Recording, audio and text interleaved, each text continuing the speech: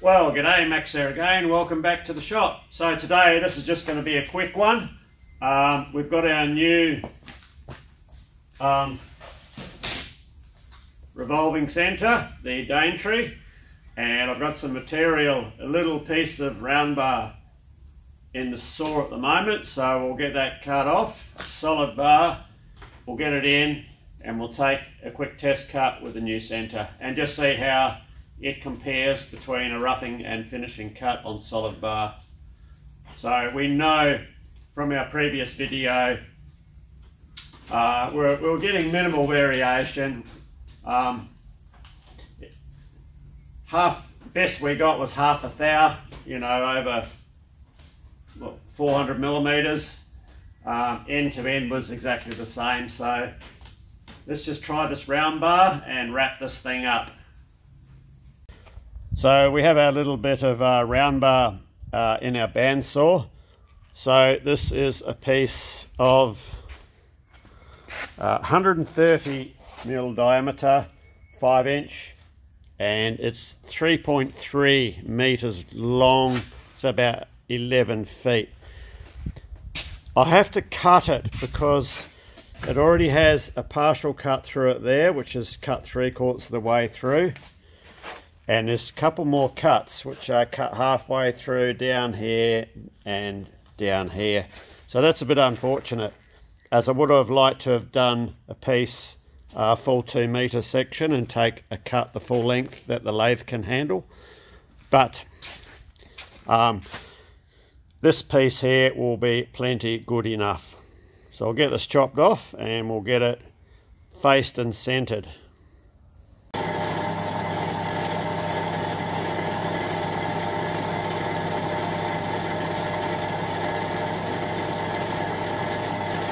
So this is exactly why we need to get the big Casto power hacksaw up and running.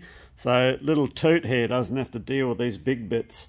And this is a piece of scraptonium. No idea what the hell it is. And I just thought that was a partial saw cut through it. But it's a slug. So, yeah. We're not sure what we're going to be dealing with here. And there's the other end of it there. I might take another cut and see what is revealed. I mean, there's no good us drilling that for a centre. We put it in the lathe and then that move. You know, we need to be centred into a solid piece of material.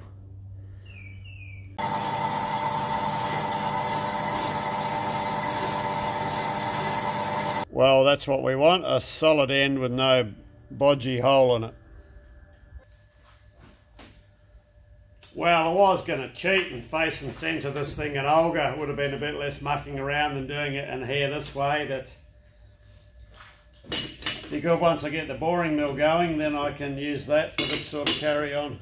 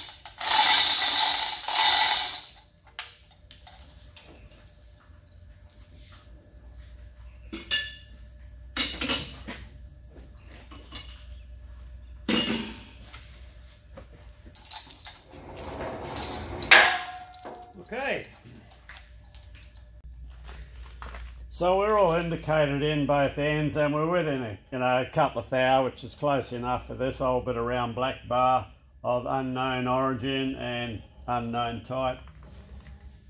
What we're going to do is we'll turn a steady rest band in here, we'll put our steady rest on, and we can get rid of all this and get a proper centre in the end of it. I'll show you the setup that I'm using here. So it's just a little slimline 4-jaw chuck with a pipe centre up its backside. So I do have to make a tailstock chuck for this lathe. That'll be yeah, when I get a minute. While we're setting up jobs, I'll get this one in as well, because this has got to be turned and sprayed, and while this first one's cooling down, I can get back onto our other one.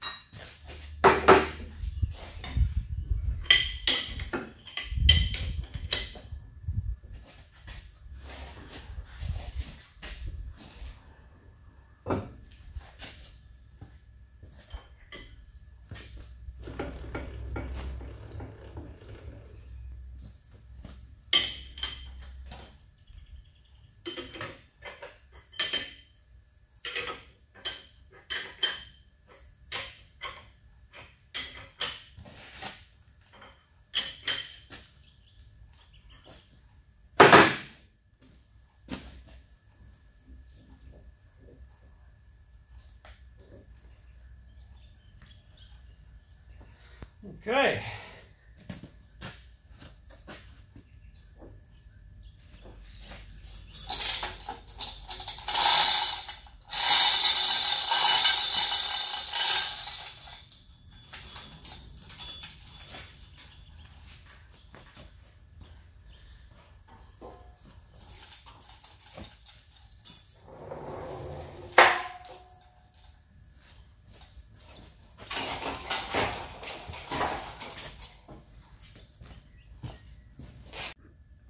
So we do have to be a bit mindful of our clearance here, otherwise she'll come round and smack, and that would not be a fun thing to experience.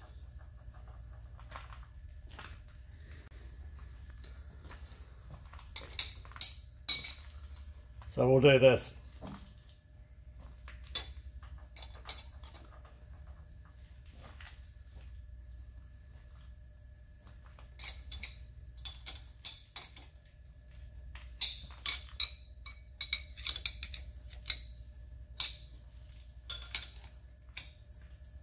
Problem solved. I've just noticed the tailstock, or the chuck here, has got a bit of this and that to it, and that's only because it's bumped up to the end of the bar, which is not quite cut true. But we'll just see how it goes.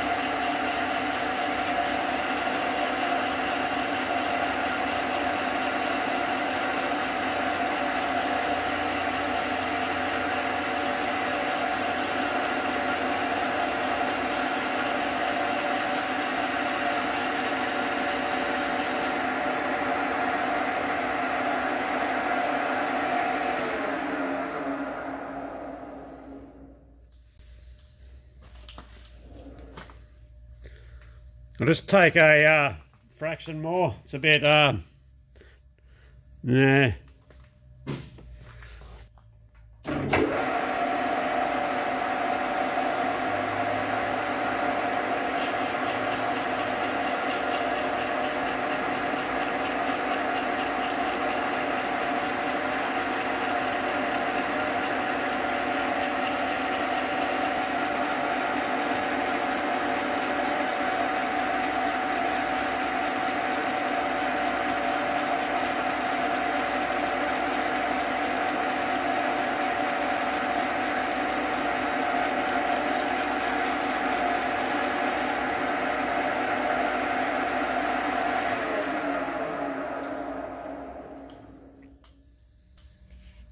Beautiful finish. I don't know what sort of material this is. Okay. Right, we'll get everything swung back round to normal.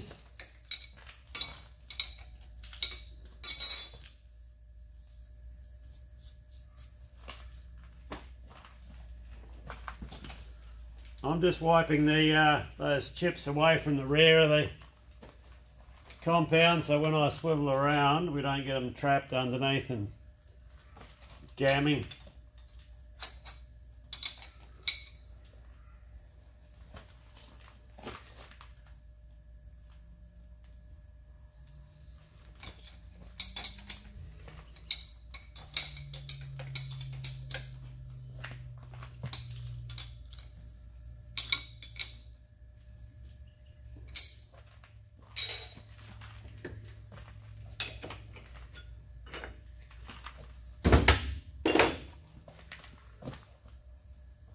Okay.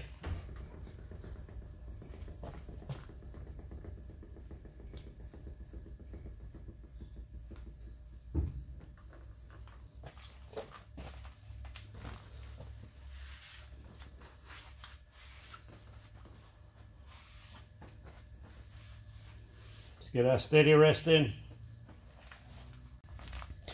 Well, I thought I'd be able to just sneak it in underneath, but not to be, as we're running pretty close to its maximum size. So we have to go to plan B. So of course plan B is our adjustable jack here, just on a machine plate, and a gudgeon pin or wrist pin out of an engine. That'll support the weight of all this, because it's too much to be hanging out the chuck unsupported. This weighs 100 kilograms. So now I can release all of this.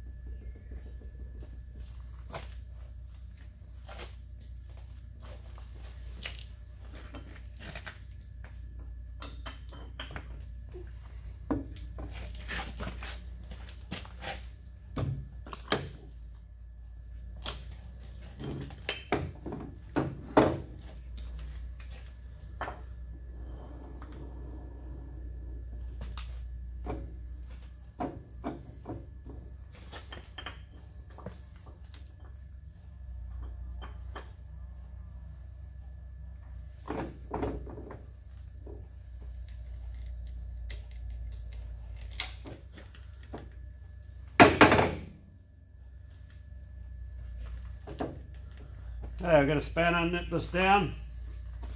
Must say, yeah, it only just fits.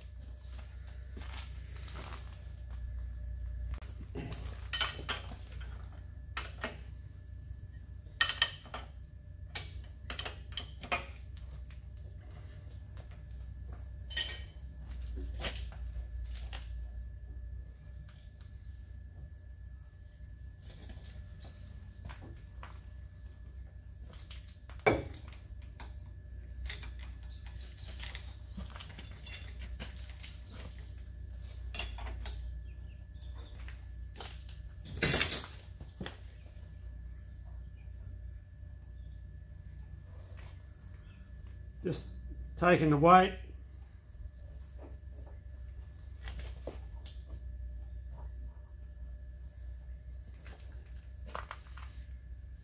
Okay, we don't need this.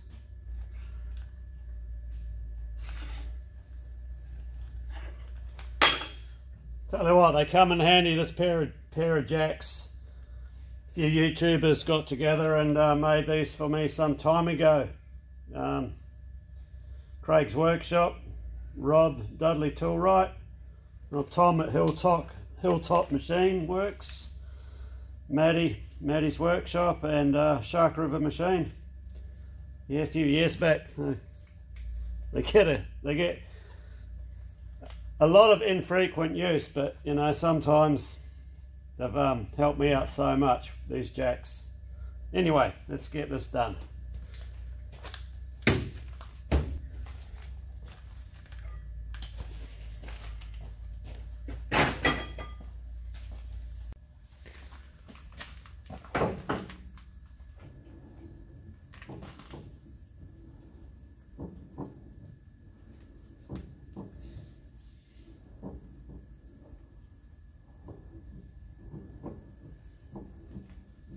Feels like I've got a square roller.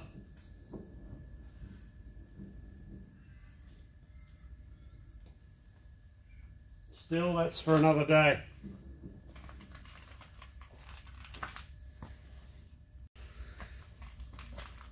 Chuck a bit of oil in there.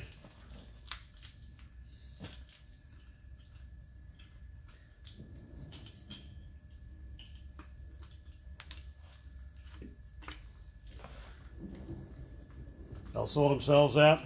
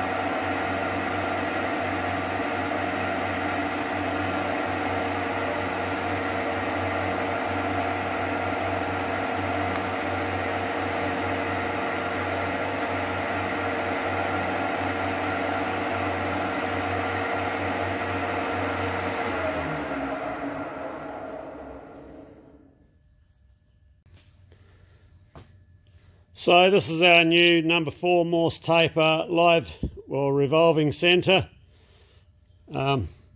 made by Daintree Tools here in Australia. This is a heavy duty revolving centre and it's rated at 1,000 kilograms. So we'll give it a go.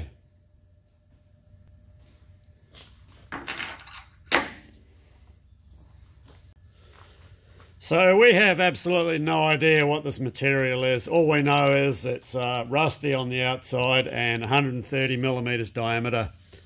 And when you turn it, it gives a really good finish. So we're just going to run this on 250 RPM. We'll take a 2 millimeter end feed depth of cut. So that's 4 millimeters off the diameter. I don't want to go crazy with this. And 10 thou feed rate.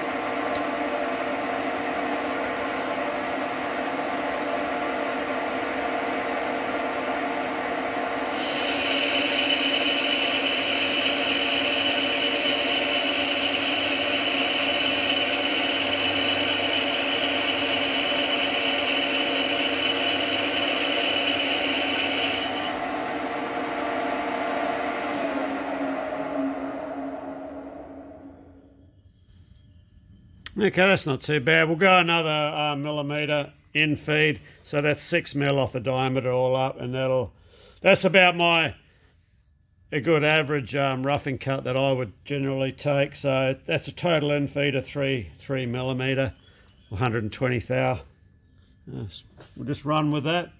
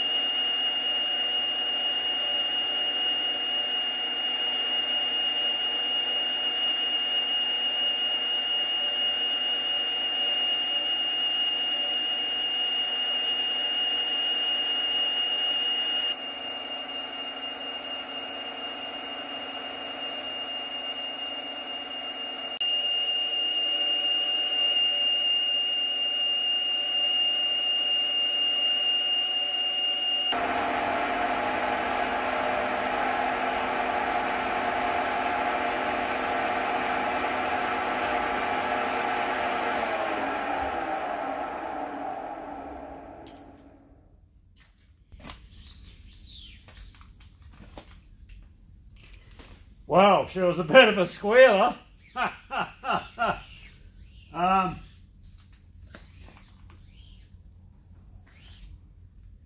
Mild steel? I think not. Yeah, well, that made it grunt all right. So that was 6 mil off the diameter. I don't want to push it any further than that.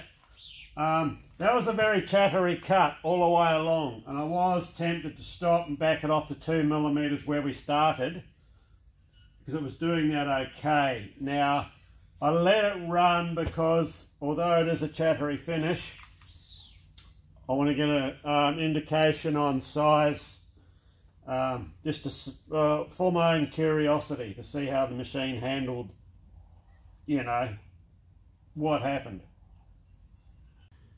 So you can see it is a very chattery surface finish.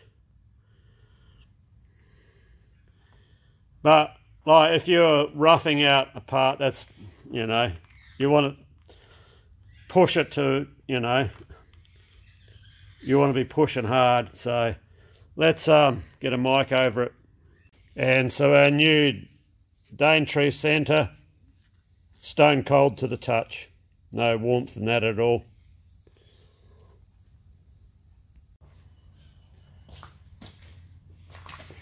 Okay, so we've just turned a length of say 850 millimeters.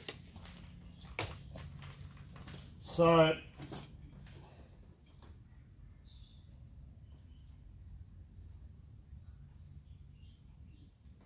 we're getting 123.89, and down here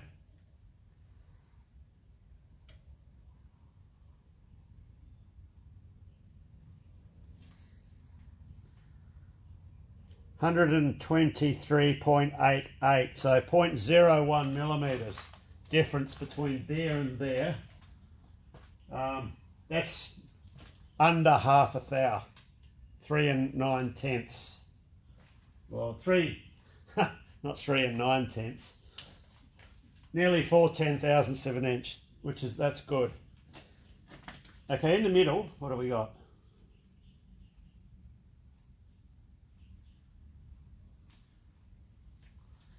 Um, 123.96.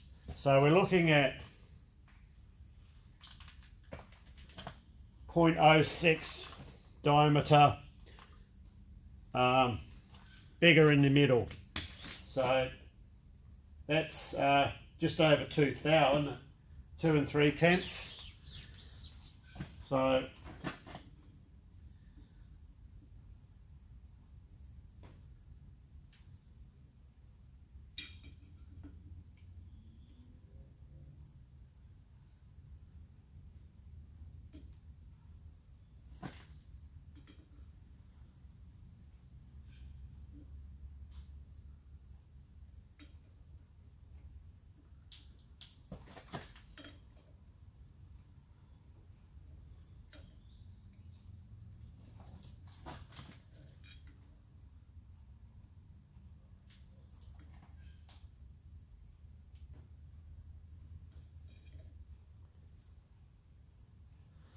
it's a pretty consistent, but it's that small, and bear in mind that's a roughing cut too. So let's try a finished cut.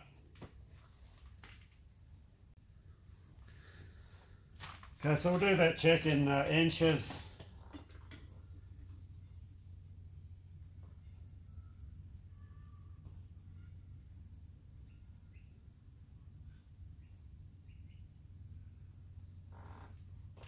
Um, 4.8, 58, maybe a tenth or two over.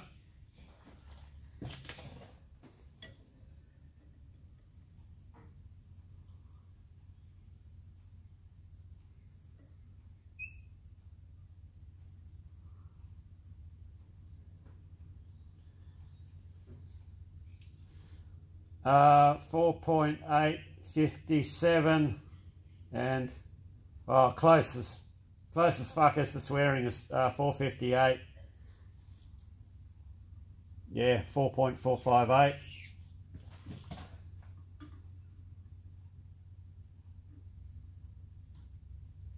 Well, if I was working in Imperial,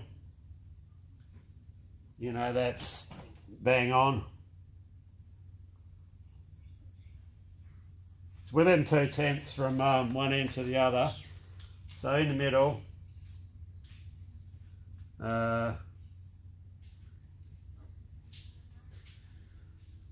861 So 3 thou, yeah. So when we measured a metric, we were picking up on 06, which is 2 3/10. So it's a little bit of my feel in the measuring there, but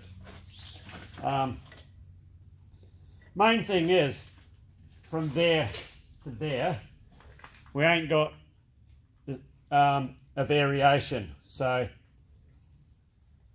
the tailstock and centre is not flexing, and we're sort of getting something very similar to what we were getting when we cut that tube, with it slightly bigger in the middle. So what we'll do next, we'll take one finishing cut across, take the measurements, and I think we'll wrap this one up. So we'll take a, we'll go a 0.2mm in-feed finish cut. We'll bring our revs up to 350 RPM and we'll keep our feed rate the same.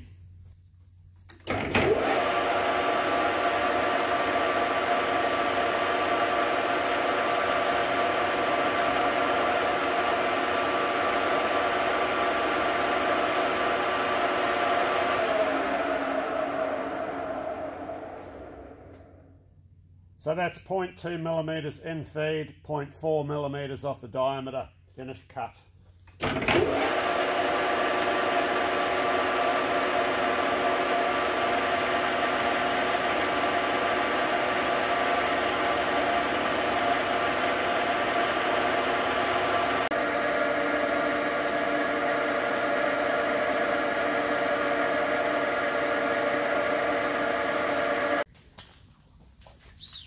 Gives a really nice finish. I'm wondering if it's a piece of 1045.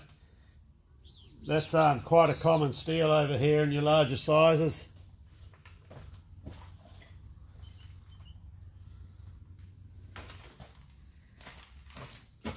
Right, let's see how we went for size after that 0.2mm in-feed finish cut.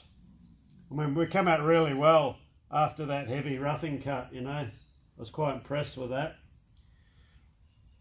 4.8505.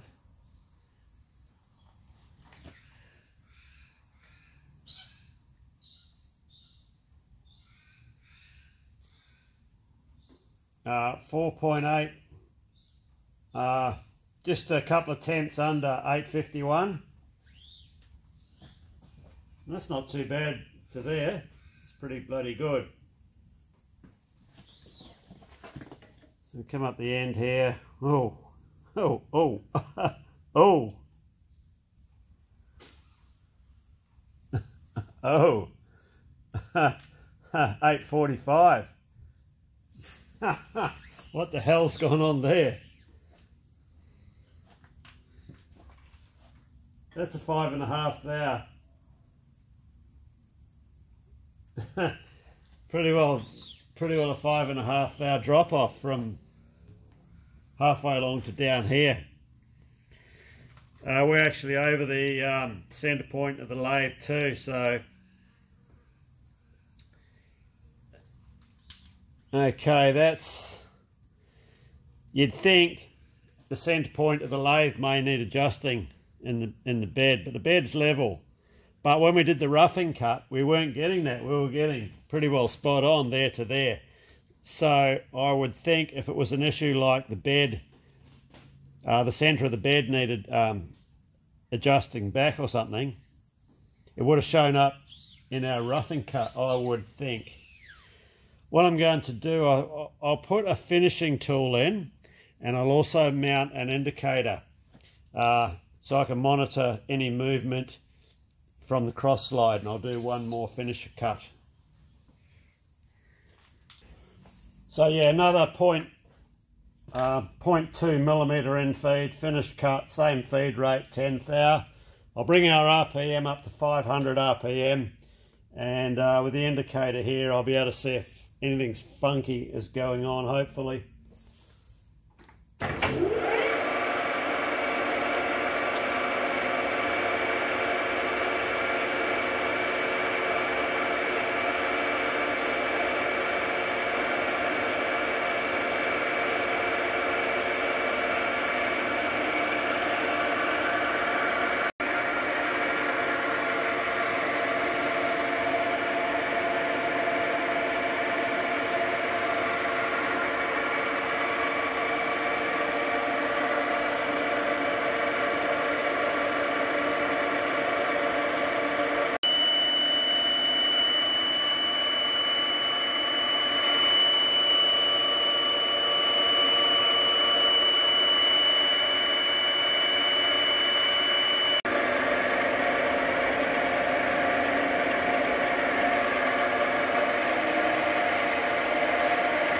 Okay, well that's a really confusing result. So with that second second finish pass, we sort of mimicked what we did with our first finish pass. So we start off at 0, come along, increasing half a thou, plus a thou, staying the same there, going back to half a thou, dropping down to -2 thou, -4 and -5 thou from our 0 point there. So I'm going to run a cut from the chuck back to the tailstock and see what happens, because when I did that once before, we were getting a parallel section up here and our taper went down to the other end, I think, from memory. Okay, I just repeated that cut. I put a new insert in and dropped our RPM back to 350, and we've made an improvement. So we start off here, increase 1 thou, increase 1 thou, drop off half a thou. Well, that's a fair way over the chuck, and that should be the most worn area of the lathe, and that's where I do most of my work. So we're pretty good there, pretty darn good. Come up to the middle of the lathe here, we drop off half a thou below 0, -2, -3.5, and coming back up to -2.5. So overall, yeah, we've got a 3.5 thou variation from worst to best. So yeah, I'm going to run the cut from right to left now. So we'll start at the chuck and finish here. And what I really expect will happen is we'll have something going on here, a bit more taper than that. And I'm just interested to see if we come back more parallel up here.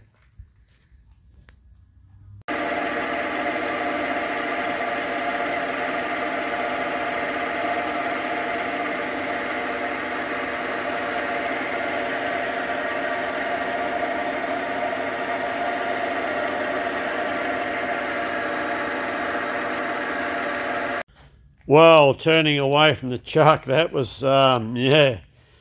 Up close to the chuck, we're quite good. Drop off 1.5 thou all the way back here. But down the end, -3, -6, -8.5. You see the finish? See these lines? It's like, if you've ever seen peeled bar, that's what it's like. So I don't know why all of a sudden we're getting this finish. This material, I don't know what it is, and I was thinking it was 1040, maybe 1045. There's a lot of, for a little pissy little cut, 0.2 millimeters in feed, this bar is quite warm. It's generating a lot of heat. So I'm going to let this cool down, scratch my head about this overnight, and hopefully something pops into my head. I'm really resisting the temptation to do an adjustment on the center bed support, but it may be something we have to do.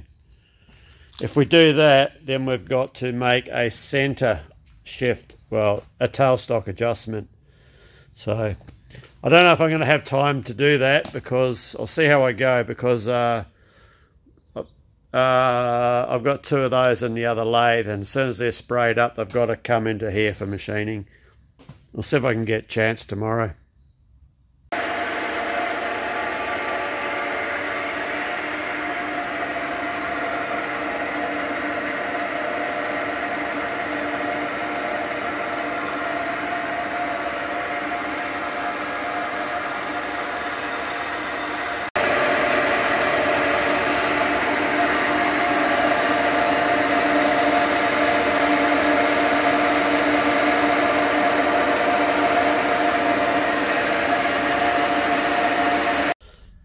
Okay, so we're starting to make a bit of headway now with this thing.